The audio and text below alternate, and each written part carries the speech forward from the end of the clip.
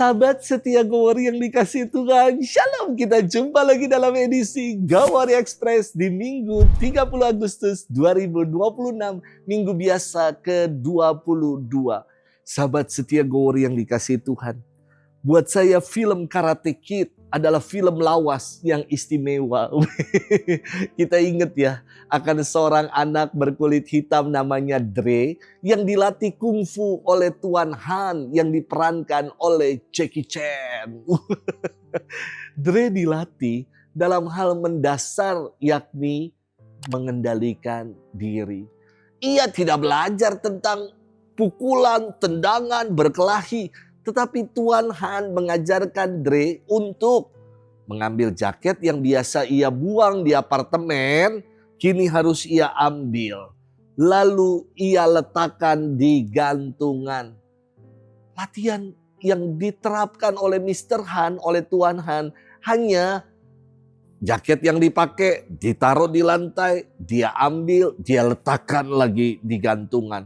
Begitu terus-menerus dilakukan secara berulang-ulang sehingga Dre menjadi bosan dan marah kepada Tuan Han yang tidak mengajarkan gerakan-gerakan kungfu kepadanya.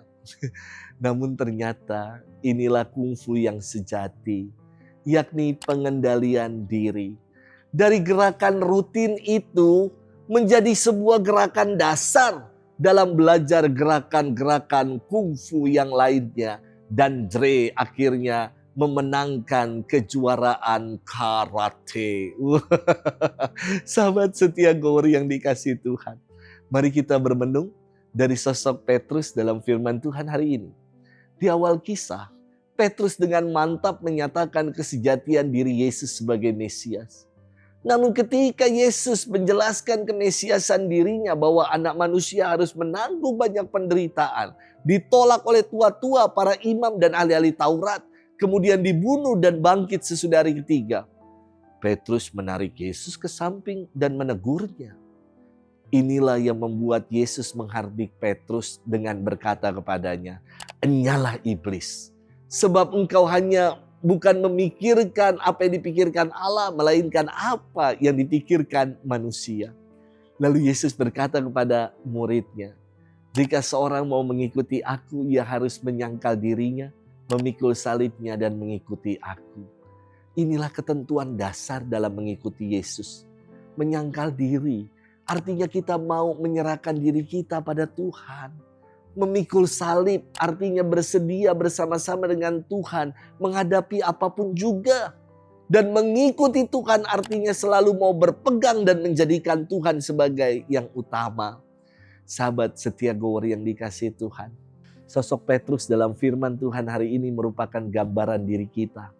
Yang kadang-kadang kita terlena pada kepentingan diri, mudah terombang-ambing dalam mengikuti Yesus. Mudah sekali bagi kita untuk berganti-ganti dan berpindah haluan dari mengatakan engkau adalah Mesias, lalu kemudian kita menyangkal iman kita. Mudah sekali kita berteriak haleluya, haleluya, puji nama Tuhan. Tapi terkadang kita juga mengatakan ketika mengalami pergumulan, aneh lupa sama Tuhan.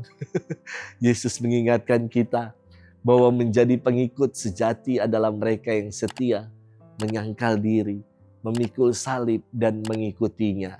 Jangan ragu untuk kita menjadi pengikut-pengikut Tuhan yang sejati. Selamat hari Minggu, selamat bermenung. Tuhan memberkati kita selalu, Bapa, Putra, Roh Kudus. Amin.